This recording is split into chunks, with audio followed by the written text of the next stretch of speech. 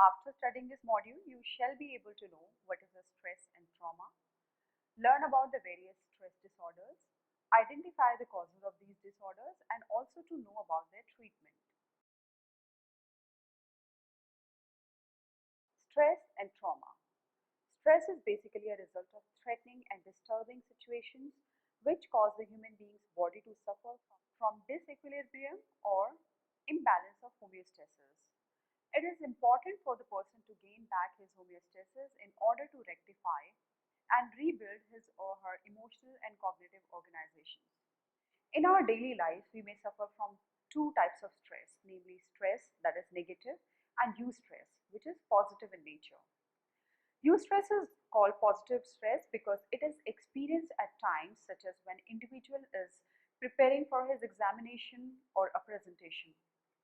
This eustress provides motivation to the individual. The stress caused in eustress is taken in a non-harmful manner because it does not interfere with the person's cognitive functioning. Another important term one needs to remember is the stresses. Stresses are objects, situations, or stimuli that cause stress. Stresses have no particular specific demarcation. They may be of slightest of danger to the person, and sometimes they may be at the highest pressurizing level. Trauma, on the other hand, is defined as an event that is caused due to human or nature and leads to challenges being faced by the individual associated to food, shelter, and safety. The definition of trauma has been revised several times since 1987, while it was given for the first time in DSM-3R. There are three types of stress disorders, which are post-traumatic stress disorder, abbreviation is PTSD, dissociative and conversion disorder, and acute stress disorder. First, we will discuss about post-traumatic stress disorder or PTSD. The DSM-4 represented with the criteria and a number of symptoms which need to be met in order to be diagnosed with PTSD. The DSM stated that a person suffering from PTSD must have at least 3 numbing, 2 symptoms of hyperarousal, and 1 intrusion. Out of the following, the person must show or report at least 3 numbing or symptoms that show avoiding behaviors, which are ignoring any type of feelings or conversation about the traumatic event, making a hard effort to avoid going to places or seeing or meeting people who have been associated to the event in some way, not being able to remember any aspect of the trauma, or lack of interest to participate in any activity, showing numbness and being emotionless, restricted range of affect, or no futuristic plans or views. Out of the following, any two of the hyperarousal symptoms must be present or reported by the person, which may include lack of sleep, anger bursts very often, lack of concentration, hypervigilance, extreme and exaggerated responses. The patient must report at least one of the following intrusion symptoms that may include repeatedly occurring and intrusive flashbacks of the trauma, nightmares, illusions or hallucinations, extreme distress. Now we come to the etiology or the explanation of the development of PTSD, under which we have several perspectives. We will be discussing first biological factors. According to biological perspective, hippocampus and amygdala are the two parts of the brain which are responsible for emotions and memory of the individual.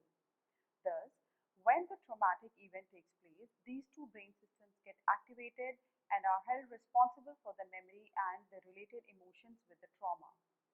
There are two types of hormones which are also responsible in forming traumatic experiences.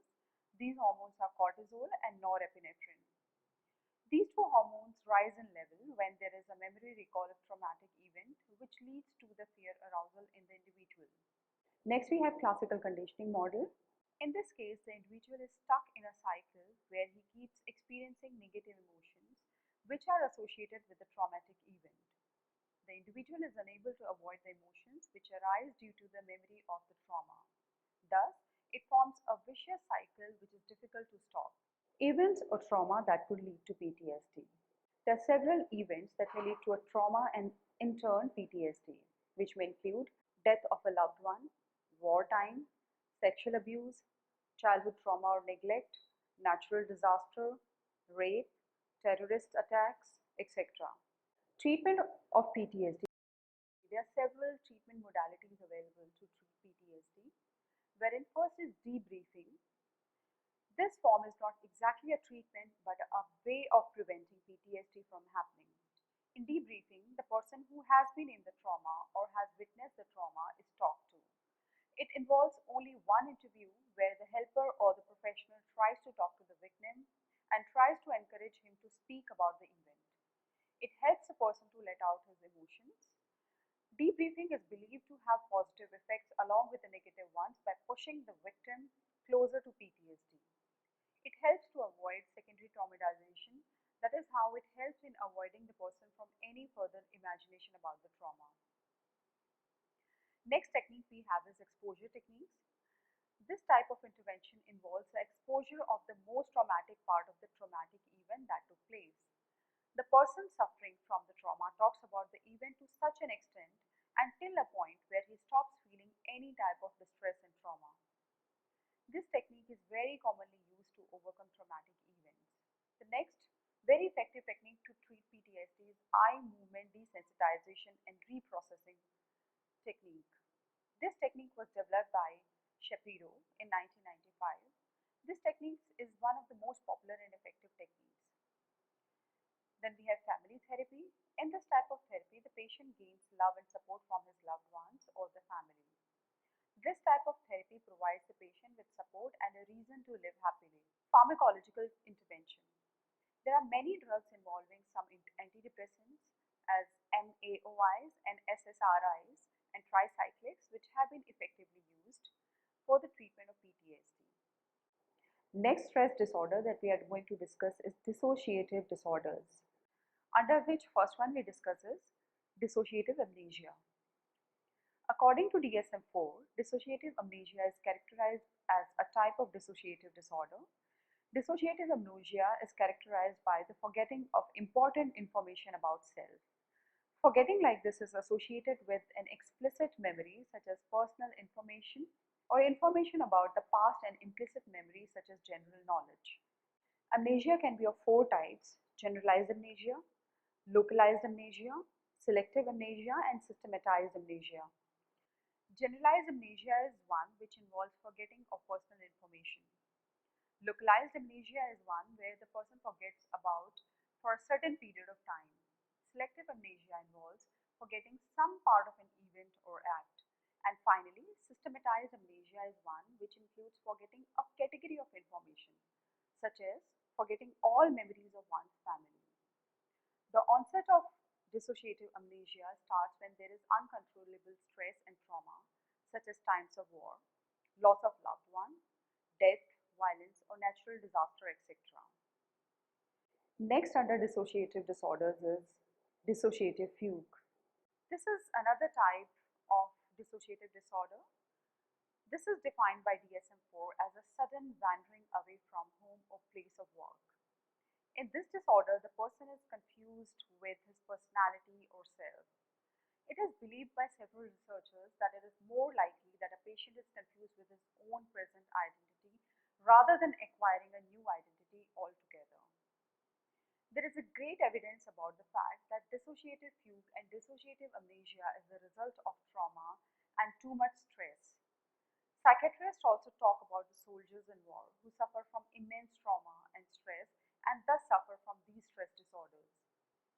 Next stress disorder we are going to discuss is depersonalization. According to DSM-4, depersonalization is defined as repeatedly occurring and persistent feeling of being detached from one's own self, identity, physical body, and mental processes too. There are chances that the therapist may diagnose these symptoms as psychotic symptoms, but these symptoms differ from delusions, etc. in one way that they are present without the impairment of reality. The person suffering may feel detached from his own body or may feel alienated, unreal, and dead, but he is not detached from the reality. The patient suffering from depersonalization feels like he is like a robot or a mechanical machine which is detached from the environment. There are four major characteristics of depersonalization disorder, which are A sense of alteration in self's body, such as feeling like one is not in his own body. A precipitating factor such as substance abuse or an injury. A feeling like one is in a dream and everything seems unreal, or sensory alterations. Just like most dissociative disorders, the causes for depersonalization disorder is the trauma, stress, child abuse, domestic violence, or any other type of stressful event in childhood or at present. Next stress disorder we have is dissociative identity disorder. Dissociative identity disorder has major characteristics which help in diagnosing this disorder. Persons suffering from DID behave in such a manner as if they possess two personalities or identities. These personalities or identities are also called alters. In the past, patients were diagnosed with a few personalities. These alters can range from 15 to 100. DSM-4-TR has given criteria for DID as follows.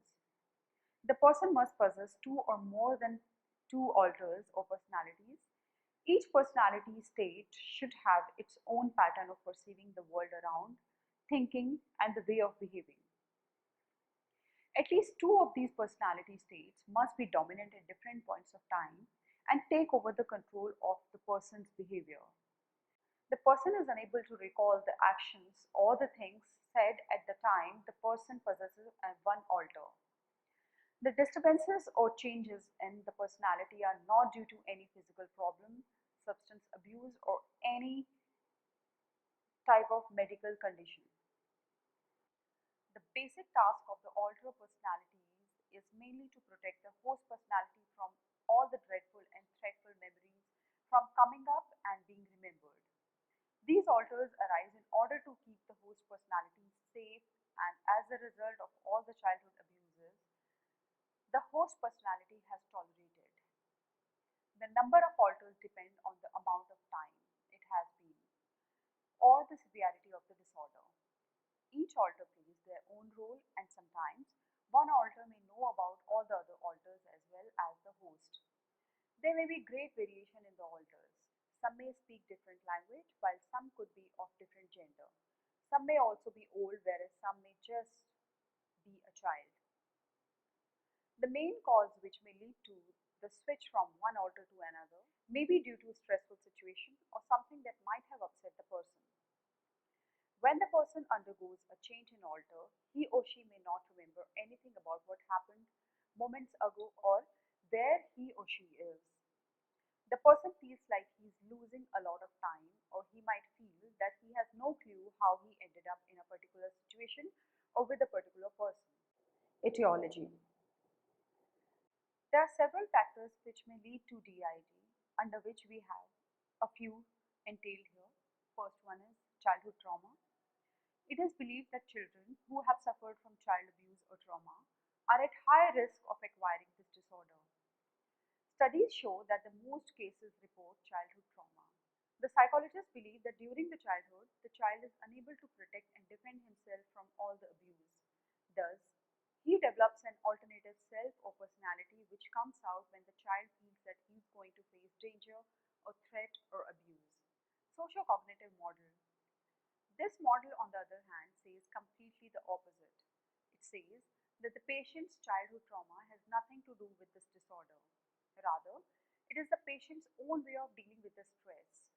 When the patient is under immense stress and pressure, he tends to behave in such a manner and develops an alter. More the stress, more the alters. Now we discuss the treatments available for DID. Two different psychologists, Spanos and Gleaves, gave their own ideas about the treatment of DID. Spanos said that DID can be treated by making the patient or the host or the original personality aware of all the other personalities and make him believe that they are real.